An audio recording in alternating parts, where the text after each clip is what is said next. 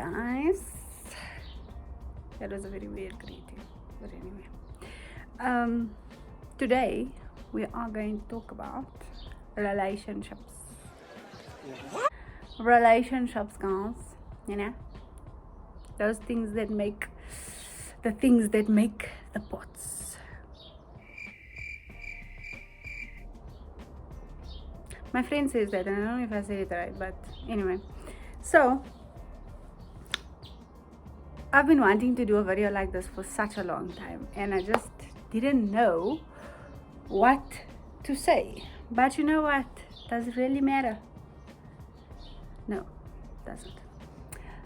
Okay, so I'm just gonna basically go on what's happening in my mind and what I think, and I would appreciate you guys putting your input in the comments and so on and so forth.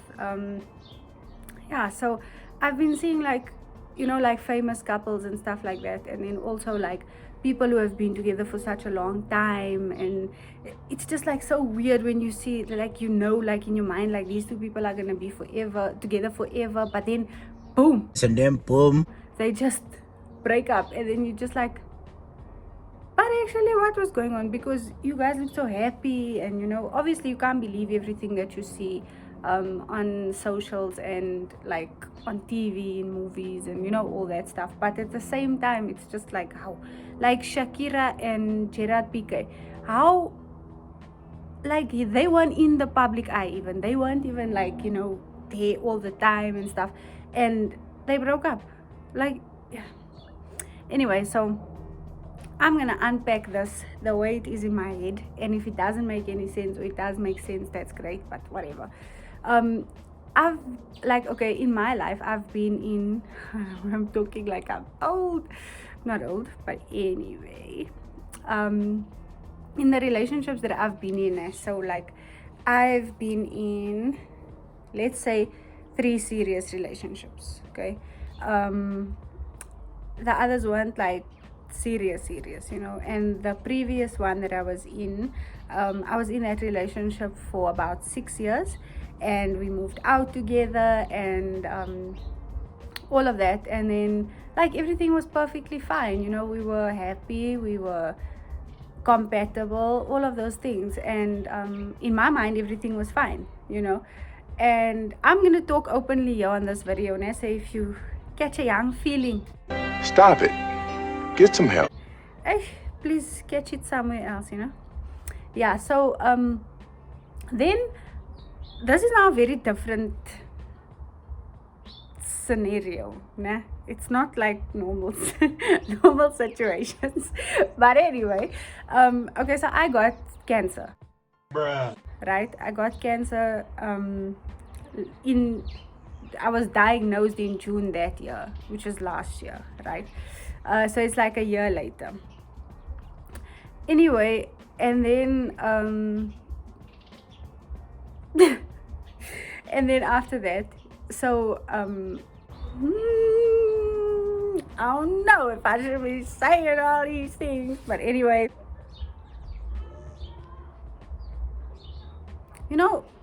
people like to make a noise. Like, I don't know why, but they like to make a noise. Anyway, so we ended on good terms, and everything was okay and whatever, and then like we went our separate ways, and yeah.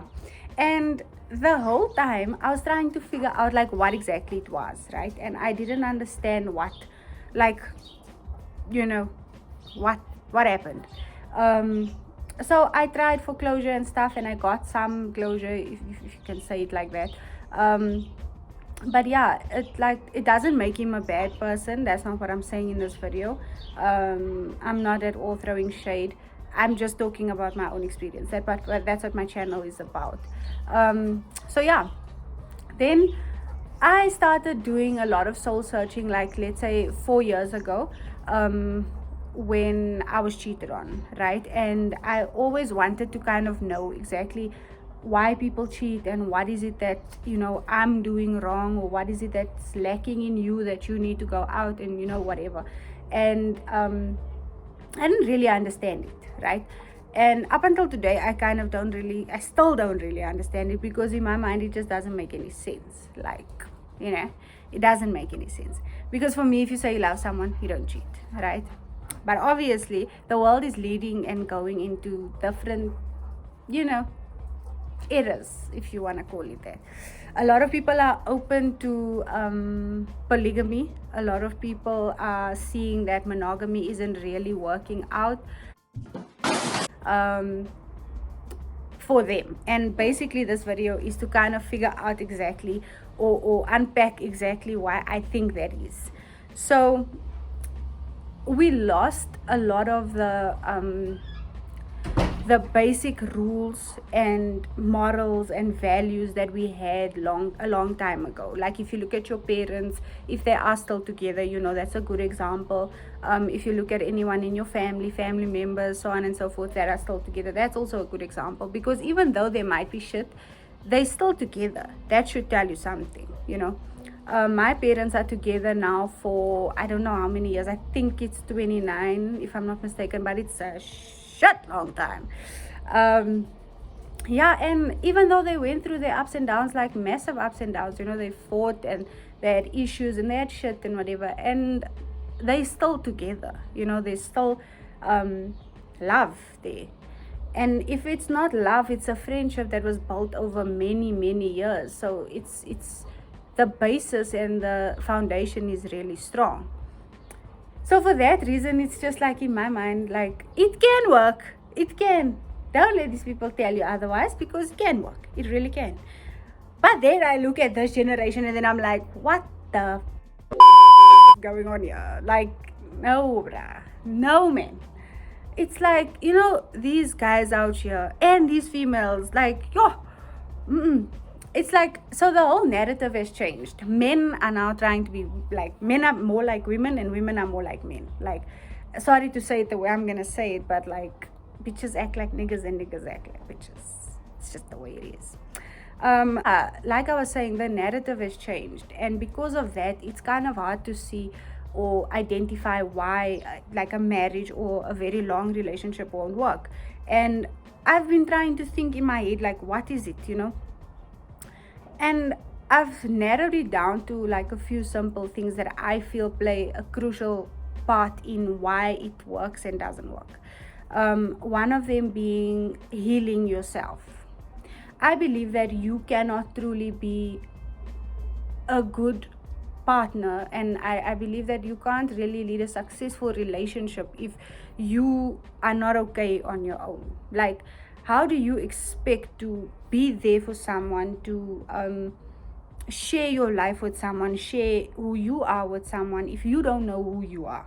It just, for me, it doesn't make any sense. Like, I'm not saying you have to heal everything, because, you know, there is that saying that you come together and heal, which I do agree with to a certain extent. But then you get that whole thing where it's like, if you are battling things regarding your ego and pride and insecurity and stuff like that, those are never good traits to bring into a relationship. So if you are bringing those things into a relationship, it means that you haven't fully healed yourself.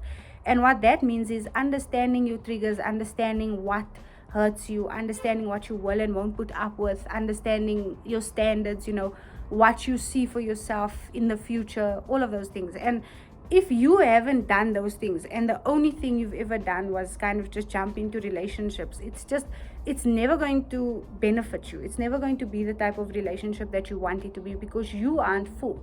You can't pour into someone else's cup when your cup is empty. So for me, it just doesn't make sense. Like, that's number one. I don't understand that. Number two is I'm gonna always refer to J. Cole. You all know that. But there's a song that is named Love Yours, and in that song, J. Cole basically says there's no such thing as a life that's better than yours, meaning you keep on looking, you know, for other things. Like, you keep on searching for something else. Once you decide to commit to someone, I personally feel like you must look, bruh. Like, if something or someone is attractive, you must look. You have eyes. Like, why would you not look? Like, and share it with your partner. I just don't understand why. Because you haven't healed your insecurity, now you feel some type of way because he finds another girl attractive, or you find another guy attractive. Really, nigga? Please tell me how that makes sense. Make it make sense, because it doesn't make sense. Anyway, yeah, so he says love yours, and what I take from that is like he says I'm about to quote J. Cole. So he says there's always, what is it, always gonna be a bitch that's better out there on its source. Yeah. So basically that means that there's always gonna be someone more attractive, there's always gonna be someone smarter, there's always gonna be someone richer, there's always gonna be someone better in bed or whatever the case may be. But you're never gonna truly learn to appreciate, or you're never gonna truly appreciate what you have, you know, until you realize what you have.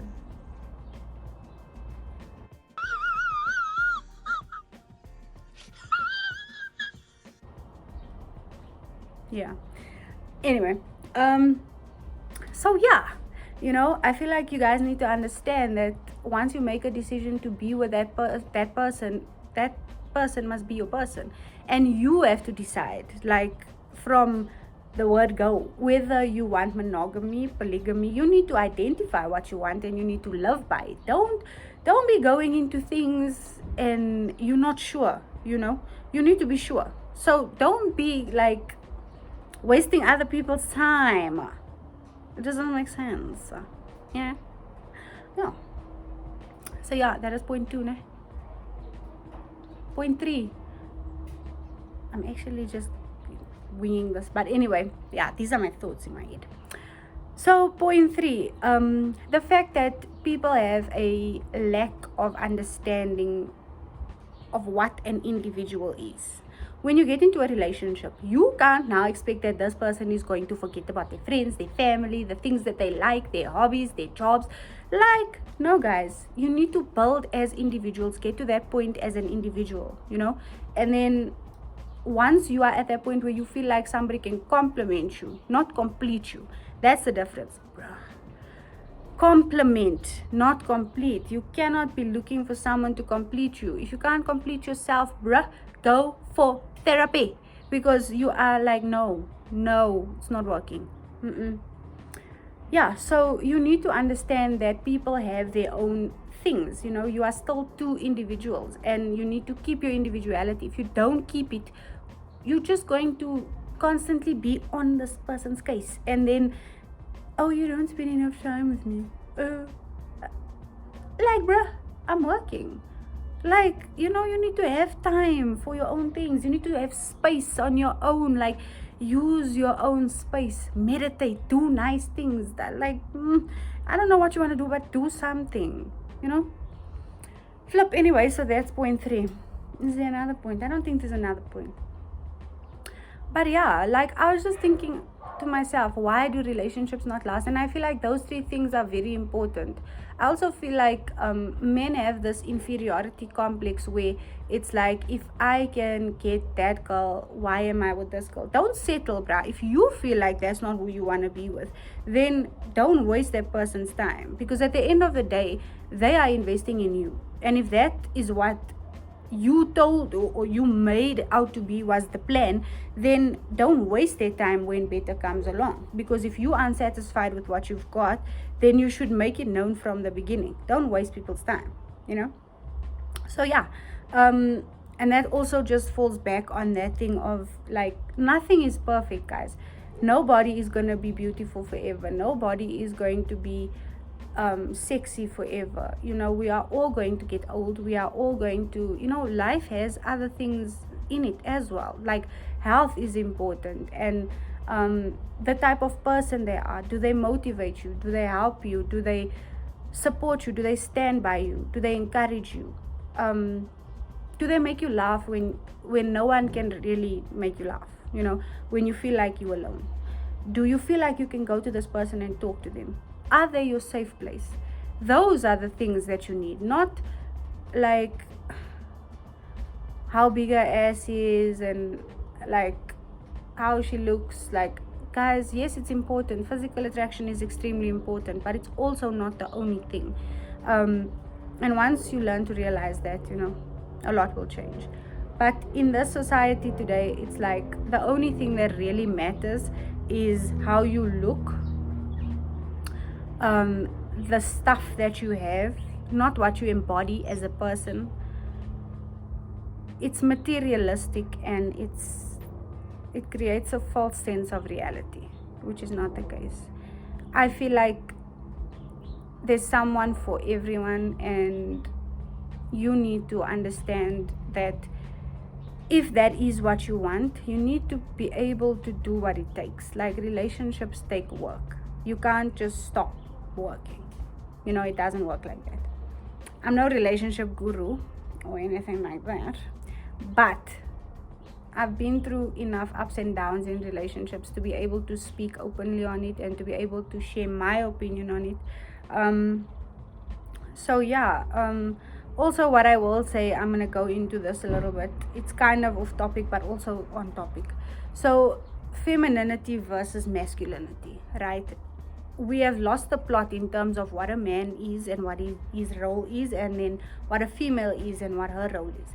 Nobody is saying stick to a certain narrative. That is not what we're saying. Obviously, women have fought long and hard to get to a point where they could work, study, do things on their own, be independent, not depend on a man, do all of those things. And I am one of them. I feel honestly like it's shit that women had to go through what they went through. And obviously working towards it and standing up for women, for women's rights, and for what they stand for, I believe is a very important thing. But at the same time, I also feel like don't take it and make it toxic, because now it's like, I don't need a man. No, listen now, right? If you choose not to have a man in your life, that's perfectly fine.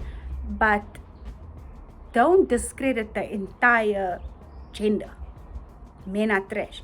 You are generalizing an entire gender because you were hurt by one person, or because you heard of one rape story, or because you heard of one. And I'm not saying there's only one. I'm just saying that you can't generalize. That's not what it is. Okay. Yeah.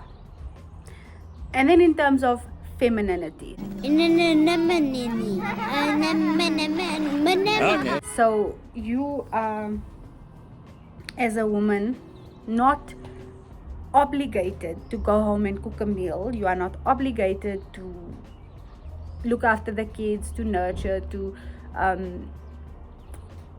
be a housewife or whatever the case may be. You are not obligated to do that. But at the same time, you need to understand what the role of a man is and what the role of a woman is. If a man back then was a provider, right? So they used to call them hunters and gatherers. Hunters went out and hunted for the meat and they brought it back. Gatherers put it together, cooked the food, made it all nice, whatever. While the hunters were out, the gatherers were looking after the children, whatever. So you can obviously see from that narrative which one is the male, which one is the female, right? And that worked perfectly fine. Okay? Cool. Nobody's saying that women can't work. What I am saying is that you need to discuss with your partner what they want. So if your partner is the type of person that wants a home cooked meal, or that wants that type of woman, like, obviously they need to make it known, right? Because if you aren't that type of woman, you wouldn't go into that relationship. But then in terms of what your actual duty is as a woman, I would look at it biologically. And if you look at it, men are naturally providers. Men are naturally they care. Not they don't care. No, I'm joking. They are naturally providers, protectors, and women are naturally nurturers. Women are naturally caring, and they're good at multitasking. They're good at being there for people, things like that. I'm just talking biologically now, right? Naturally, those are the two differences between men and women, right? Obviously, you can, some women are good at protecting and providing and whatever. That's cool. But yeah, you need to go into the relationship with an open mindset that, I'm going to discuss this with my partner and see what it is my partner wants, because you don't want to be surprised down the line like, this guy wants me to cook, clean, what. And men also have healthy expectations, because if a woman works a full-time job and she comes home, You guys need to split things. It can't be a thing like she works a full-time job, she comes home, now she must look after the children, she must do homework, she must do all of those things, plus she must cook and she must clean up, whatever. And then you go to work and what? That doesn't make sense. There needs to be a healthy balance, but at the same time, it's not weak as a woman to say, I will cook and I will clean for my man. It's really not weak. It's not weak to allow him to be the head of the home, whether you are the breadwinner or not.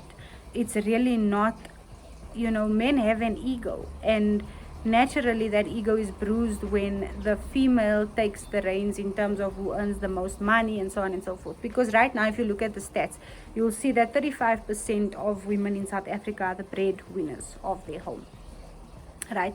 The stat is something like that, but that's amazing for women. But at the end of the day, you need to understand that just because you are the breadwinner, it doesn't mean that you now get to control the man. The same way as a man, you don't get to control the woman because you're the breadwinner. There is a point where you guys need to meet in the middle. And I feel like so many marriages fail because of that. I feel like the work isn't being put in from both sides, and there isn't like a healthy balance being met. I think that's where my issue comes in, because it's like it's easy to balance it, it's easy to understand your partner. Don't put so much pride and ego into it, because then what is the point of that? Like, you're just gonna go into it and fight about it because you don't want to do it. It's not gonna kill you to make a meal, it's not gonna kill you to wipe the floor, it's really not gonna kill you. So compromise and sacrifice. Also understand that he's the head of your home. So don't go out there speaking cuck about him to people. Don't go out there and like tell everyone your business and stuff like that. Don't make people look at your man in a different light. Also, men don't do the same. Remember, I said niggas act like bitches and bitches act like niggas. Nowadays, niggas be talking. Let me tell you, they talk to each other and then they like girls, and then also one important thing that I thought I would mention is this toxic masculinity thing. We all need to play our part in why toxic masculinity still exists. As women, do you think that you give a fair chance to a man who shows his emotions? No, you don't. The good guy finishes last. So we can't help what we're attracted to. No, we can't. If we are attracted to the guy that's kind of bad, whatever, that's on us. We have to accept the fact that could come with other things. But at the same time, if you have a good guy and you are attracted to him and you see something, don't take it for granted, and don't think that he's weak because he shows you his emotions. Also, to mothers and fathers who are raising boys, don't do that boys don't cry, men don't cry thing, because you are creating a false, I don't even know what you call it, but you are creating something like a monster, basically, because now this person can't show any emotion because they're men. That doesn't make any sense to me. I've always been the type of person, anyone in my life will tell you, that you can feel completely safe with me. You can cry with me. You can be completely honest with me. You can tell me when you feel weak. You can tell me when you feel, down. I've always been that type of person. I've never judged someone because they are a man and they cry. I believe that men should cry. I believe that it will alleviate so many of the problems. If you look at the suicide rate, it's mainly middle-aged men. So that should tell you something, But yeah, guys, that was just my 2 cents, in relationships and how this stuff works. I am not a relationship guru, so I am not going to tell you that I know everything. But from what I can see, these things might just help, if you just do some of these things. And I'm not sure if I'll do more relationship videos. I'm not 100% sure, we'll see. But drop your feedback in the comments and let's take it from there. And then also, please don't forget to like, subscribe and share. Thank you.